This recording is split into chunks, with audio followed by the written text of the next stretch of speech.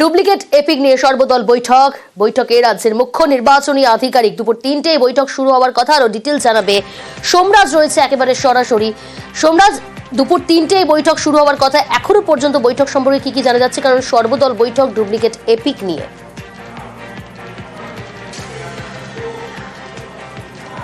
দেখো, বৈঠক ইতিমধ্যেই শেষ হয়েছে এবং আজকের বৈঠকের মূল আলোচনার বিষয়বস্তুই ছিল যে এই যে ডুপ্লিকেট এপিক নম্বর যা পশ্চিমবঙ্গের রয়েছে, আবার দেখা যাচ্ছে মহারাষ্ট্রেরও কারোর রয়েছে, অসমেরও কারোর রয়েছে, হরিয়ানার কারোর রয়েছে, অর্থাৎ এই ডুপ্লিকেট এপিক নম্বর বাতিল নিয়ে এখনো পর্যন্ত কি কি পদক্ষেপ নেওয়া হয়েছে তা নিয়ে বিভিন্ন রাজনৈতিক দলগুলিকে জানানোর কথা মুখ্য নির্বাচনী আধিকারিকের দপ্তরের, এবং পাশাপাশি বিভিন্ন রাজনৈতিক দলগুলির মতামত শুনে তা জাতীয় নির্বাচন কমিশনকে জানানো।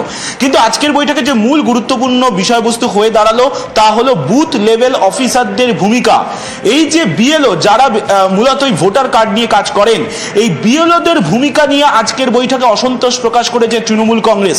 তৃণমূল কংগ্রেসের তরফে আজকে বৈঠকে উপস্থিত ছিলেন সুব্রত বক্সী, অরূপ বিশ্বাস এবং জয়প্রকাশ মজুমদার। বৈঠকে উপস্থিত থেকে সুব্রত বক্সী নির্বাচন কমিশনের আধিকারিকদের স্পষ্ট ভাষায় জানান, যেটা সূত্র মারফত জানা যাচ্ছে, যে কিছু কিছু জায়গায় বিএলওদের ভূমিকা অসন্তোষজনক, অর্থাৎ বিএলওরা তারা নিজেদের দায়িত্ব পালন করছেন না, যারা বুথ লেভেল অফিসার হিসেবে কাজ করে যাচ্ছেন নির্বাচন কমিশনের অধীনে, এবং তাদের জন্যই এই ডুপ্লিকেট এপিক নম্বর নিয়ে সমস্যা হচ্ছে, যা নিয়ে তৃণমূল কংগ্রেসই প্রথম সরব হয়েছিল। আজকের বৈঠকে তেমনটাই বলেন সুব্রত বক্সী, তৃণমূল কংগ্রেসের রাজ্য সভাপতি বলেই সূত্র মারফত জানা যাচ্ছে। এবং তারপরে নির্বাচন কমিশনের আধিকারিকরা জানান যে গোটা বিষয়টি তারা খতিয়ে দেখছেন, প্রয়োজনে তদন্তও করবেন। তারপরে তৃণমূল কংগ্রেসের তরফে বেশ কিছু অভিযোগের কথা জানানো হয়, বিশেষ করে এই যে ডুপ্লিকেট এপিক নম্বর জানি এখনো পর্যন্ত 600 ডুপ্লিকেট এপিক নম্বর বাতিল করা হয়েছে রাজ্যের তরফে, কিন্তু তৃণমূল কংগ্রেসের তরফে জানতে চাওয়া হয়েছিল যে কতগুলি ভোটার কার্ড বাতিল করা হয়েছে। তা নিয়ে অবশ্য কমিশনের আধিকারিকরা আনুষ্ঠানিকভাবে বৈঠকে কোনো রাজনৈতিক দলকে কোনো বিবৃতি দেয়নি বলে সূত্র মারফত জানা যাচ্ছে। তবে আজকের বৈঠকে কোনো রাজনৈতিক দল সন্তুষ্ট, কোনো রাজনৈতিক দল সন্তুষ্ট নয়। তবে প্রত্যেকটা রাজনৈতিক দলের তরফে একটাই দাবি উঠেছে নির্বাচন কমিশনের কাছে, যে তারা যেন নিরপেক্ষ হয়ে কাজ করেন। অন্যদিকে কংগ্রেসের তরফেও বেশ কিছু তালিকা ধরে নির্বাচন কমিশনের কাছে অভিযোগ জানানো হয়। নির্বাচন কমিশনের আধিকারিকরা বলেন যে তারা আরো কিছুটা সময় নিয়েছেন তদন্তের জন্য, এবং এই ডুপ্লিকেট এপিক নম্বর নিয়ে আরো কিছুটা যাচাই করে নেওয়ার জন্য সময় চেয়েছেন। তারা মনে করছেন যে গোটা বিষয়টি তারা নির্বাচন কমিশনকেও জানাবেন, সঙ্গে বিভিন্ন রাজনৈতিক দলকেও জানিয়ে দেওয়া হবে। তারা আজ শুধু কমিশনের তরফে বিভিন্ন রাজনৈতিক দলের মতামত নিতে চেয়েছেন।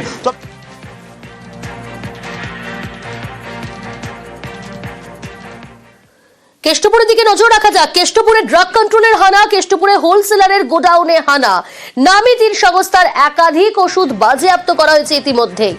আরো ডিটেল আপনাদের জানাবো। অভিজিৎ রয়েছে আমার সঙ্গে সরাসরি। অভিজিৎ, আজ কোথায় কোথায় হানা? এর আগেও আমরা দেখেছি ড্রাগ কন্ট্রোলের আধিকারিকরা বিভিন্ন জায়গায় হানা দিয়েছে, বড় বাজার, মেহতা বিল্ডিং। এবার কেষ্টপুরের কোন জায়গায়?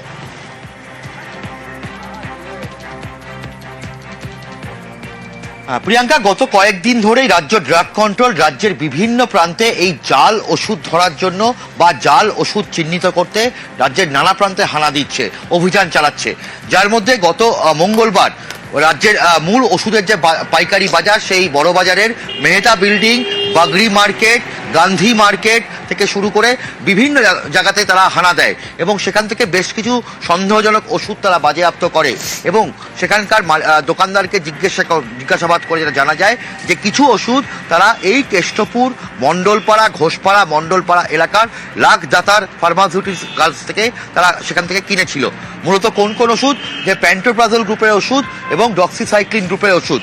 এবং সেই কারণেই আজকে দুপুরে রাজ্য ড্রাগ কন্ট্রোলের 4 জন আধিকারিক তারা এই লাখদাতার ফার্মাসিউটিক্যালস কেষ্টপুরের এই যে হোলসেলার দোকান, সেখানে তারা হানা দেয় এবং সেখানে তারা দীর্ঘক্ষণ পরীক্ষা করে। কি পরীক্ষা করে না, শিডিউল H2 ড্রাগস, কেন্দ্রীয় সরকার দ্বারা নির্ধারিত যে 300টি যে ওষুধ রয়েছে, বিভিন্ন নামি দামি কোম্পানির যে ওষুধ, এবং যে ওষুধগুলোতে জীবনদায়ী ওষুধ এবং যেগুলো অত্যন্ত সংবেদনশীল ওষুধ, সেই ওষুধগুলোতে শিডিউল H2 ড্রাগস হয়, এবং তার মধ্যে যে QR কোড থাকে সেই QR কোড স্ক্যান করতে হয়। এবং এক্ষেত্রে সেই ওষুধের স্ক্যান করে সঠিক তথ্য পাওয়া যায়নি, এবং সেই কারণেই বেশ কিছু ওষুধ তারা আজকে বাজেয়াপ্ত করেছে এবং সেগুলোকে পরীক্ষা করে দেখা হবে।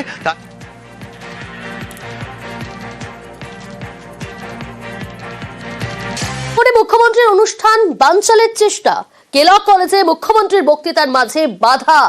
বক্তৃতার সময় গন্ডগোলের চেষ্টা দর্শক আসনে উপস্থিত একাংশের।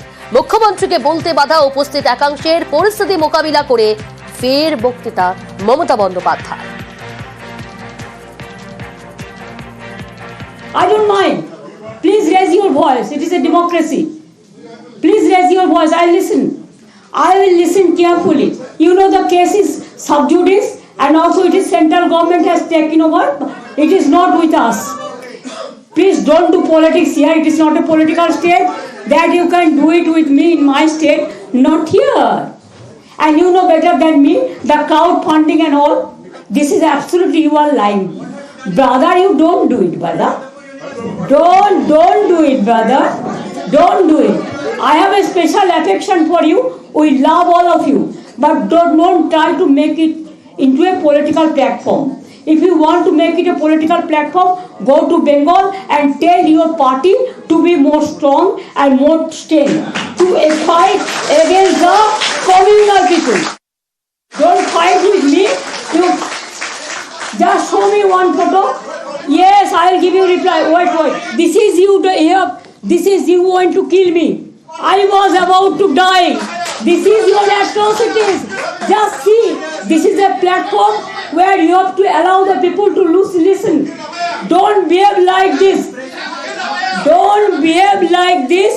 Instead of insulting me, you are insulting your own institution. You can disrespect me, but you cannot disrespect your institution. I am humble.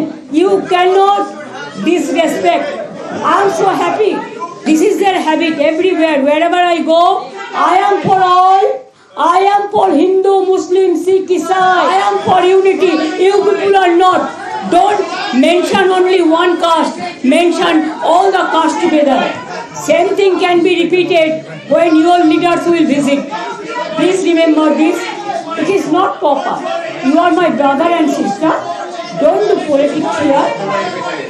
It is very easy to do the politics here, to do the narrative work here, to see the negative work here. But please, my ultra left friends and the left friends and some communal forces, don't behave like this. It don't be proper. But I love that your agenda you have fulfilled. I love that. My best wishes to all of you.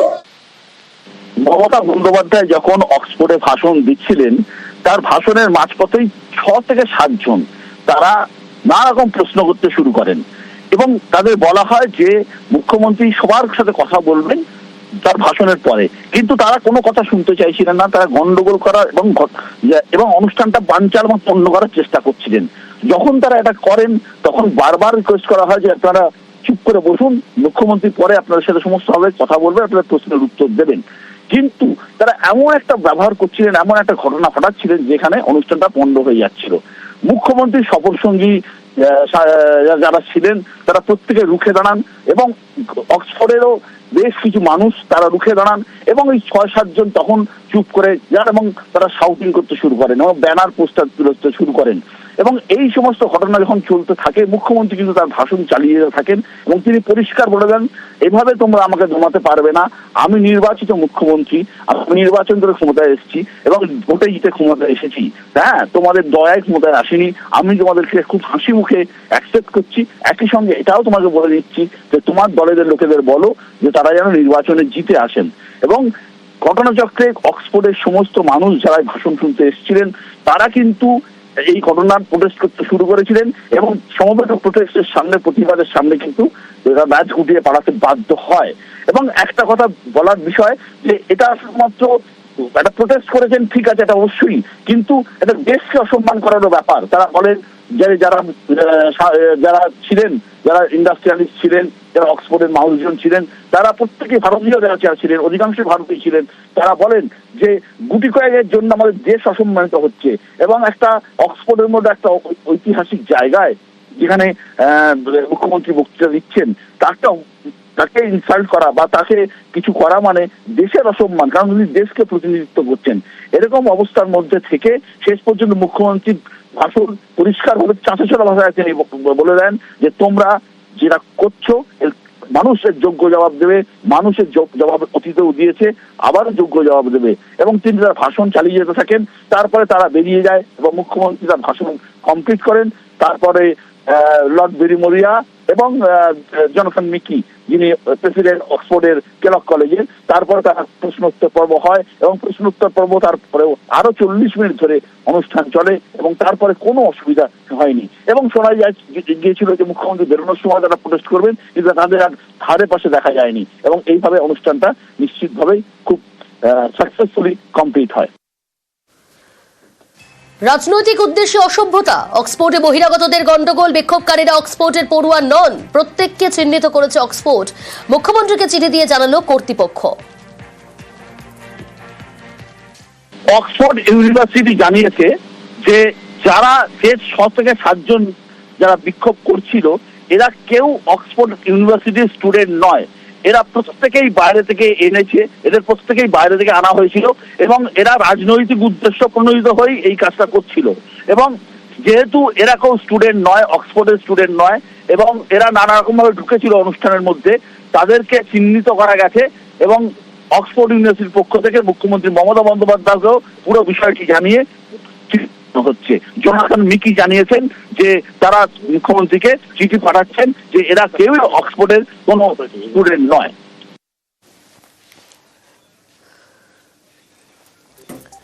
অক্সফোর্ডে মুখ্যমন্ত্রীর ভাষণের মধ্যেই slogan, বঙ্গ রাজনীতিতে তুঙ্গে তর্চা, বামেদের চক্রান্ত বলেই পাল্টা তোপ তৃণমূলের, ছাত্ররা নিজেদের হক বুঝে নেবে বলে দাবি বামেদের, কটাক্ষর সুর বিজেপি নেতাদের।